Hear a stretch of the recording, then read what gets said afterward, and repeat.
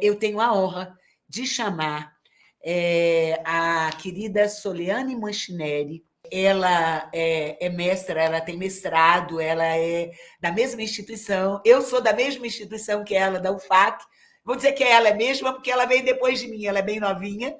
E ela está ouvidora da Defensoria Pública Estadual, ouvidora geral da Defensoria Pública Estadual. Então, eu tenho a honra de chamar a Soliane para ela se apresentar, porque se apresentar é um ato de empoderamento, né? Falar sobre si mesmo. Então, ela vai se apresentar e vai tecer as considerações que ela achar pertinente para esse nosso Fala Mana. Olha, só para lembrar, Sol, só para lembrar um instantinho que o tema desse Fala Mana é Mulheres Indígenas e Territórios, de ameaça ao feminicídio. Boa tarde a todas, todos e todes. É um grande prazer que faço parte da live de hoje, do Fala Mana. Também é demarcar, mais uma vez, uma conquista das mulheres indígenas e também das mulheres de forma geral, de estarmos juntas nesse cenário que está tão estranho, tão inóspito para nós, mulheres. Mas, enfim, essa live, ela vem trazendo, assim, uma leveza, que é de falar das nossas próprias ansiedades em relação ao território, em relação à questão da violência, de uma forma, assim, a tentar solucionar ou tentar trazer para o cenário questões sobre violência de mulheres indígenas. Então, começando, primeiramente, nós visualizamos o nosso corpo como um território também, e onde nós estamos, esse território, nosso corpo, ele é a extensão daquilo que a gente aprendeu em toda a nossa vivência, com os nossos familiares, as nossas trajetórias e tudo aquilo que nós temos de vivência. Então, esse território, esse conceito, na verdade, foi criado em vários movimentos que aconteceram, movimentos nacionais de mulheres que estavam juntas, presentes, já lutando pelos direitos das mulheres indígenas. Então, foi criado esse conceito, e eu acredito que uma das pessoas que mais chamou atenção nesse conceito foi a Braulina Banila. E aí ela vinha trazendo essa proposta. A primeira vez que eu ouvi ela apresentando foi em Brasília, num seminário que nós tivemos do CIPIAL, e eu achei lindo o conceito que ela trazia, assim, de falar que se o nosso corpo adoece, a nossa família adoece, o nosso território adoece. Assim como se a natureza também adoece, nós também adoecemos, porque nós somos parte da natureza. Não tem como o homem dominar a natureza se ele não domina a si mesmo. Então, eu achei muito linda essa proposta dela, e daí esse conceito foi só expandindo. Então, pensando nessas possibilidades de nosso corpo ser um território e ser extensão da terra em que nós habitamos, seja o espaço da cidade ou da aldeia, ou em qualquer lugar, porque nós estamos em constante trânsito, percebemos que se o nosso território está doente, a nossa família também está doente. E percebemos que outros territórios, corpos, no caso, como é o caso dos homens, também estão adoecendo. Então, para as mulheres indígenas, os homens estão tão doentes quanto nós atualmente, porque você vê que a sociedade, de forma geral, é como se ela tivesse perdido o controle de si mesma. E aí gera o quê? Gera crise identitária, gera violência, gera o domínio, a questão da imposição. Você pode dizer, não, mas é o patriarcado lutando contra... Pode ser, sim, é um dos fatores, mas se você vê que esse patriarcado ele tem causas econômicas e sociais que atingem os territórios indígenas, e alcança, gerando violência por causa da, digamos, da imposição identitária de alguém que não conseguiu avançar economicamente, você vê que as sociedades indígenas elas estão passando por grandes catástrofes, principalmente em relação à questão de dados. Por exemplo, uma mulher indígena, quando passa por alguma situação de violência, seja ela de estupro, de feminicídio, nós não encontramos esses dados dentro, nos registros, não encontra esses dados em relação às mulheres indígenas. Então, além de ter que superar a invisibilidade, nós também temos que superar os vários tipos de violências que ocorrem dentro do território, que ocorrem dentro da nossa casa, porque são violências veladas e que as mulheres indígenas não sabem como pedir socorro dentro do território. Porque houve um caso, né, de uma mulher indígena que ela era casada há muito tempo e o marido dela constantemente tomava o dinheiro dela.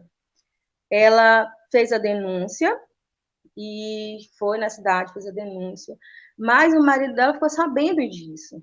E aí, com o passar dos dias, ele ficou com muita raiva dela. E aproveitou que os filhos dela haviam saído, que não eram filhos dele, aproveitou que só tinha um e pegou, matou a mulher. Matou a mulher sem nada, ele fingiu que estava tudo tranquilo, que não sabia de nada, acabou tirando a vida dela. Ela não tinha uma proteção, uma rede de proteção que tivesse o atendimento dentro do território. Então, a nossa preocupação é se essas mulheres que moram dentro do território e até que estão na cidade, elas têm um tipo de segurança, né? Porque o feminicídio, ele acontece de forma gradual. Primeiro acontece com o xingamento, né? Depois com as imposições, depois ele começa tomando a pessoa começa tomando os bens materiais e, por último, ele tira a vida da pessoa, né? Então, a gente percebe que essa ausência de diálogo com as mulheres indígenas dentro dos territórios, essa ausência de rede que proporcione uma segurança e, digamos, uma estabilidade emocional para a mulher indígena, ela está faltando, não tem registro. E como que a gente vai conseguir superar essas dificuldades sem os registros, né? Sem avisar para a mulher que ela pode ir lá fazer a denúncia, né? E mesmo assim, ela pode continuar com o marido dela, mas sabendo, né, que há uma denúncia em, digamos, em questão. Porém, e que ela está correndo perigo, mas essa orientação as mulheres indígenas não têm. Agora que a gente está começando a trazer para o debate que o nosso corpo nos pertence, que nós não temos um dono, assim, propriamente dito, né? Que o marido, ele não é nosso dono. O marido é nosso companheiro que decidiu viver com a gente, compartilhar bons momentos. Claro que tem momentos que a gente tem dificuldades, mas isso não faz com que essa pessoa ela venha me violentar, ela venha tirar os meus direitos e ela venha me culpar por aquilo que não deu certo na vida dele. Então é muito difícil uma mulher indígena perceber isso, porque a gente aprende que o casamento ele deve ser constituído, desfeito, digamos, quando ele é constituído desde a juventude ou a adolescência, ele só pode ter um fim quando tem morte. Por exemplo, o parceiro morre, e aí a pessoa separou. Pelo menos na minha cultura é assim. Hoje, não se fala em separação. Para as mulheres manchineri, no caso, uma separação é uma vergonha. Ela não pode deixar o marido dela. E o marido dela também não pode deixar ela. Então, assim, tratar desses assuntos sobre violência dentro dos territórios indígenas é também observar os aspectos culturais. É também você pensar nas possibilidades de leis que existem lá dentro para ver se nós temos um diálogo, porque não adianta eu também levar a Lei Maria da Penha, né, para fazer com que as pessoas que já têm um certo conhecimento em relação a isso, criem esse mito de achar que logo o homem vai ser preso e ele vai para o presídio, que na verdade não é. A gente tem que criar um diálogo, né, orientando essas mulheres, orientando as mulheres indígenas, trazendo elas para o debate, fazendo com que essas mulheres elas sejam ouvidas, tragam seus relatos de dores, né? Porque são muitas dores. E assim, nesse diálogo, nós vamos poder, né, começar a pensar num território muito melhor, um território onde as mulheres têm essa equidade de gênero, onde as mulheres assumam seus papéis de destaque, porque tem muita mulher talentosa dentro dos territórios. Tem mulheres que sabem pintar, que falam de política, que gravam, que carregam coisas pesadas muito melhor do que homem na aldeia, que produzem roçado, derrubam roçado, vão pescar, vão caçar, e, além disso, estudam, deixam os filhos em casa, levam os filhos para a universidade, vão fazer alguma coisa. As mulheres, elas se viram para poder romper, para poder ocupar os lugares de destaque, e as pessoas não conseguem perceber que a luta dela é uma luta bastante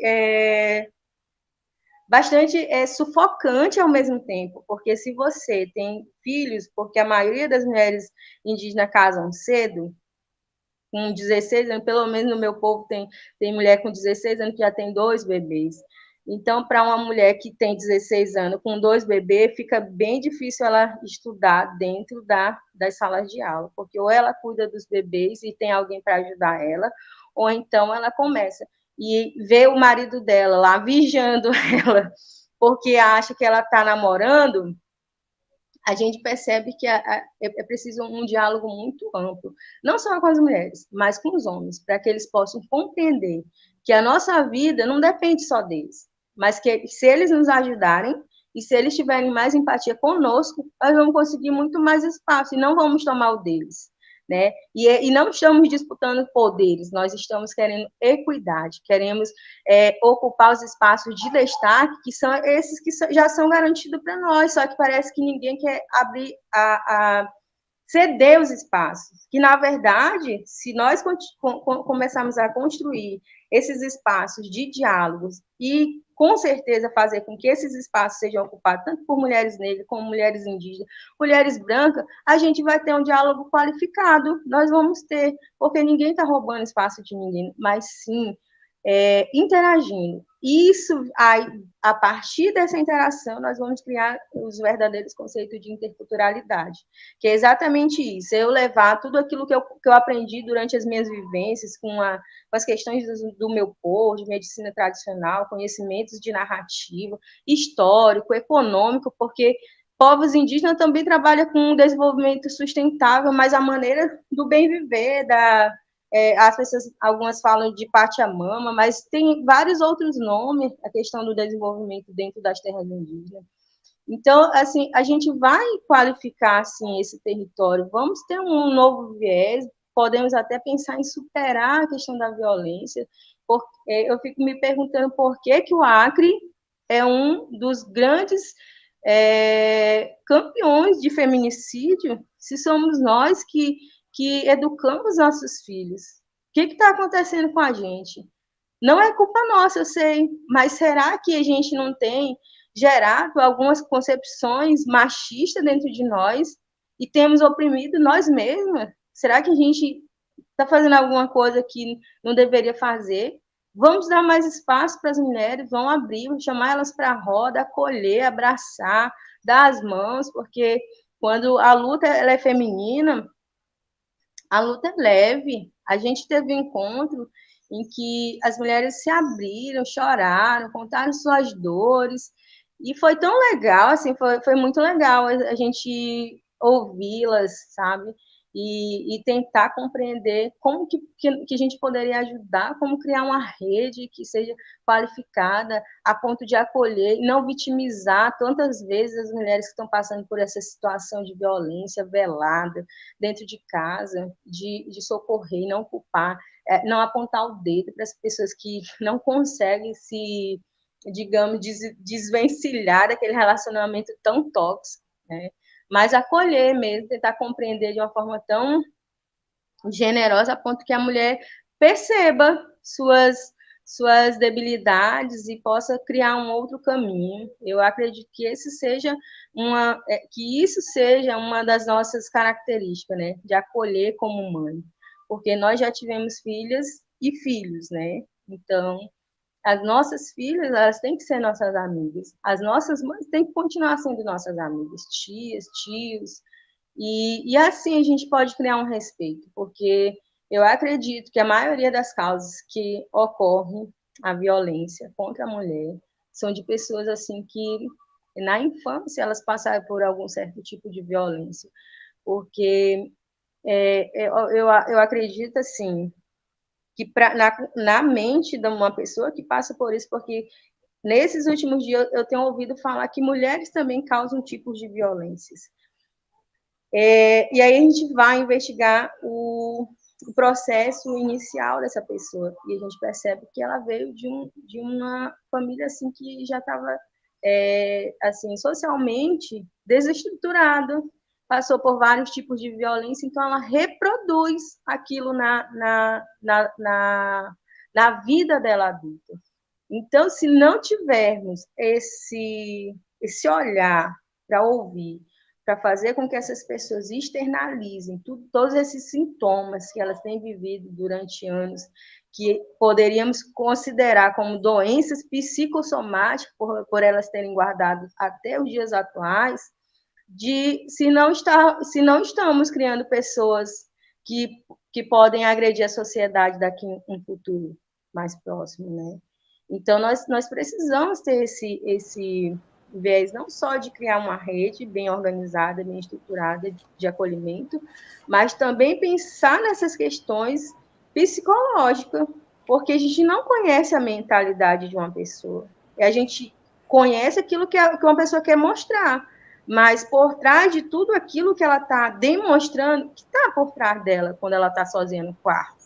O que ela planeja quando a gente não está olhando para ela, né? Então, a gente não sabe. Então, é pensar em todas essas coisas, não só nas questões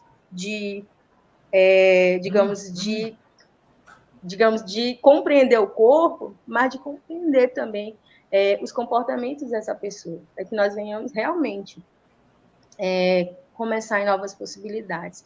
Eu achei muito legal, assim, muito ótimo, trazer essas questões para as mulheres indígenas, porque culturalmente as mulheres indígenas não se desligam da vida espiritual.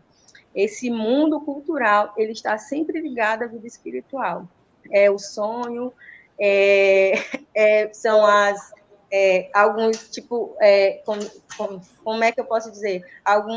Quando a gente alguns pressentimentos. Então, as mulheres indígenas elas têm algo cultural que está ligado dentro delas. Talvez vocês poderiam chamar de sexto sentido, né? Mas nós tem vários nomes que poderia chamar, mas as mulheres indígenas elas estão ligadas mais a essa questão com a natureza, que é uma comparação. Inclusive, o professor João Paulo Tucano diz assim, que 70% do nosso corpo é natureza. Então, tantas partes é o ar, tantas partes é o raio, tudo dentro de nós. Então, assim, nós não tentamos dominar a natureza, porque nós somos parte dela. E a partir disso, pensar que se eu agrido a natureza, eu vou estar agredindo o meu próprio corpo, e eu vou estar me autodestruindo. Então, também pensar nessas questões de sempre manter um ambiente em harmonia. É claro que nem sempre a gente consegue, né? Porque às vezes a gente chega num dia muito turbulento, a gente quer chutar o pau da vaca, mas eu acredito que se pensarmos bem, eu acho que tem como a gente sentar, refletir, respirar umas 3 vezes, né? E aí não agredir o outro, não agredir o outro. E está sempre tendo novas possibilidades de diálogo para que a gente venha ter uma vida melhor, penso nisso, em vez de ir lá e de destilar a ira em quem você não consegue controlar. E é muito difícil, mas assim, se a gente respirar, a gente consegue, né? Então, é isso, gente. Acredito que a gente vai ter outras falas bem bem boas das meninas que vão falar agora. E agradecer quem está aí assistindo. Beijo, gente. Grande abraço. Beijo.